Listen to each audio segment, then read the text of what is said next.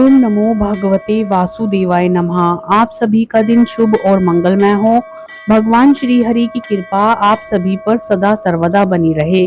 मित्रों, आज हम वैशाख महात्म्य कथा का 22वां अध्याय श्रवण करेंगे।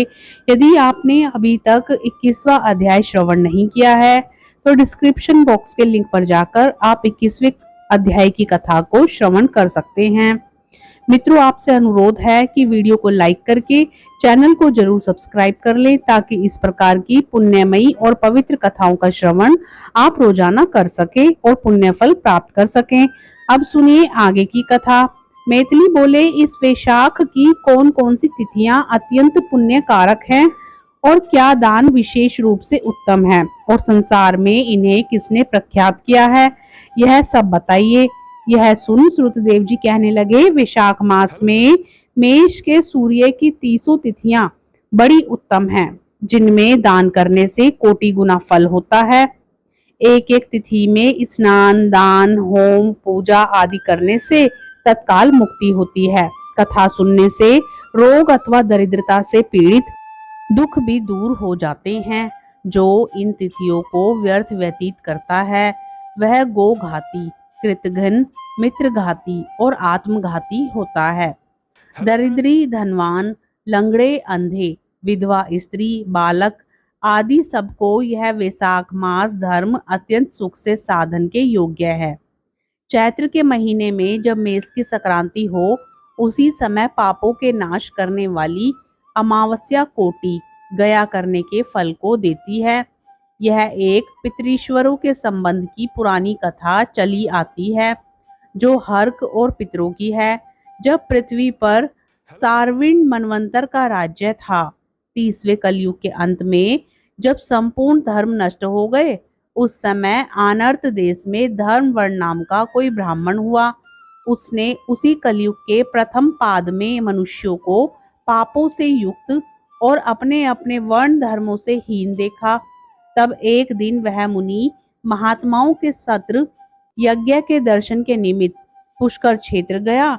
वहां ऋषि मुनि लोग कलयुग की प्रशंसा कर रहे थे कि सतयुग में जो वर्ष भर में माधव भगवान प्रसन्न होते हैं, सो त्रेता में 1 मास में और द्वापर में 1 ही पक्ष में होते हैं। उससे 10 गुना पुण्य कलयुग में विष्णु भगवान का स्मरण करने से होता है। केवल एक हरि नाम उच्चारण करना उचित है। जब यह प्रसंग हो रहा था, तभी नारद मुनि खूब हंसने लगे और उन्मत्त की तरह नाचने लगे। निसंदेह यह कलयुग बड़ा पुण्य रूप आया है। केशव भगवान कलेश नाश करने वाले स्मरण मात्र से ही प्रसन्न होते हैं, परंतु कलयुग के आगमन में आप लोगों का यहाँ ठहरना उचित नहीं है। इस पाखंड में भारत को छोड़कर सुख पूर्वक अन्यत्र जहाँ कहीं मन प्रसन्न हो विचरो। यह वचन सुन व्रतधारी मुनि यज्ञ समाप्त कर शीघ्र ही चले गए और धर्म वर्ण भी पृथ्वी त्यागने का विचार कर ब्रह्मचर्य व्रत में जटाधारी साधु की भांति कलयुग में अनाचरों को देखने गए। वहां जाकर क्या देखते हैं, संपूर्ण मनुष्य जाति घोर पाप में मग्न है। ब्राह्मण, शूद्र और सन्यासी पाखंडी हो गए हैं। पत्नी पति में, गुरु शिष्य में, सेवक स्वामी में, पिता पुत्र में परस्पर विरोधी रहता है। ब्राह्मण शूद्रवत गौ बकरी के समान हो गई है। वेद कहानी मात्र है, सत्य कर्म साधारण हो गए हैं। देवताओं की जगह भूत प्रेत आदि की पूजा होती है। अधर्म और नीच पूज्य हो गए हैं। इस कलयुग में भ्राता भगनी से, पिता पुत्री से संगम करते हैं। साधु महात्माओं का अपमान होता है, पापियों का सत्कार होता है, इत्यादि घोर दुराचार हो रहा है। यह सब देखते देखते वर्ण धर्म आश्चर्य युक्त हो पितृलोक को गया। वहां पितृगणों को बड़े बड़े भयंकर दुखों तथा अंधकूपों में पड़े हुए त्राही त्राही करते देखा, जहाँ किसी प्रकार का सहारा नहीं है। उन्हें देख बहुत विस्मित हुआ और दयालु होकर बोला, तुम कौन हो? तुमने ऐसे कौन से घोर दुष्कर्म किए हैं जिनसे तुम यहाँ पड़े हो? तुम किस गोत्र में उत्पन्न हुए हो और तुम्हारा कैसे उद्धार होगा? यह सब तुम मेरे सामने कहो, तुम्हारा आज ही कल्याण हो जाएगा। उसके ऐसे वाक्य सुन दुख से व्याकुल पितरीश्वर प्रसन्न हो दीन वाणी से कहने लगे, हम श्री वत्स गोत्री हैं, हमारा वंश पाप से क्षीण है, हमारे लिए पिंड देने वाली कोई भी संतान नहीं है, इसी से हम दुरात्मा अंधकूप में पड़े हैं।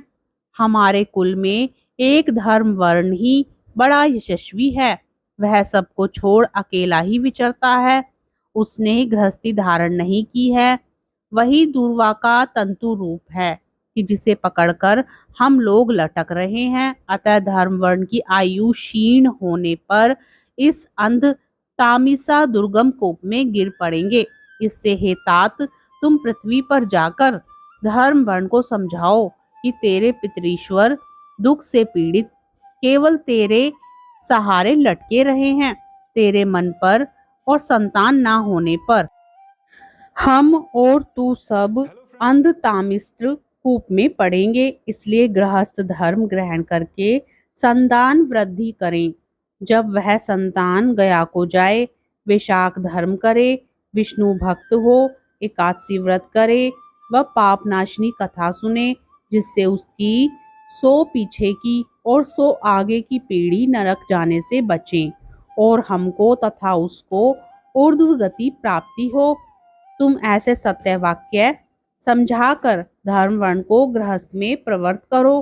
पितरीश्वरों के ऐसे वचन सुन अचंभे में पड़ रोता हुआ हाथ जोड़ नमस्कार कर धर्मवर्ण बोला, हे महाराज, मैं ही दुराग्राही तुम्हारा वंशधर धर्मवर्ण हूँ। मैंने यज्ञ में महात्मा नारद जी के कहे हुए वचन सुने, फिर पृथ्वी पर बहुत से पापी मनुष्यों को देख कुसंगति के डर के मारे द्वीपांतरों में विचरता रहा। इस तरह इस कलयुग के अंतिम पाद में भी 3.5 भाग व्यतीत हो गए हैं। मैंने अब तक आपका दुख दूर नहीं किया। मैं अब आपकी आज्ञा का पालन देव ऋषि पितरीश्वरों को तर्पण पूजन आदि करते हुए करूंगा और ऐसा आशीर्वाद मांगा कि संसारी कर्तव्य करने पर भी कलयुग की बाधा ना हो। हे राजन, धर्मवर्ण के कहने पर पितरीश्वर बोले, हे पुत्र, तू गृहस्थ धर्म में प्रवृत्त हो, संतान उत्पन्न करके हमारा उद्धार कर, क्योंकि जिसके घर में तुलसी वृक्ष, शालिग्राम, महाभारत आदि ग्रंथ हैं, जहाँ कथा सत्संग होते रहते हैं, हरि स्मरण कीर्तन और वैशाख धर्म आदि शुभ कर्म होते रहते हैं, वहाँ कलयुग बाधा नहीं पहुँचाता है।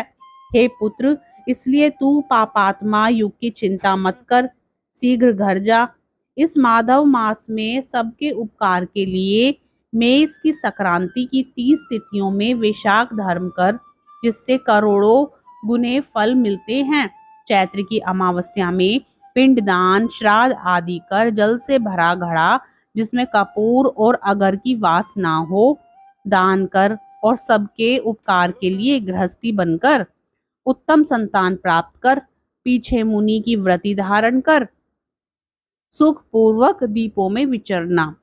पितरीश्वरों की ऐसी आज्ञा पा धर्मवर्ण शीघ्र ही पृथ्वी पर आया और चैत्र मास में मेष की संक्रांति के दिन प्रातःकाल स्नान कर देव ऋषि पितरीश्वरों का तर्पण कर जल का भरा घड़ा दे और पाप नाश करने वाला श्राद्ध करके अपने पितृवर्ग को ऐसी मुक्ति दे कि जिससे आवागमन छूट जाए।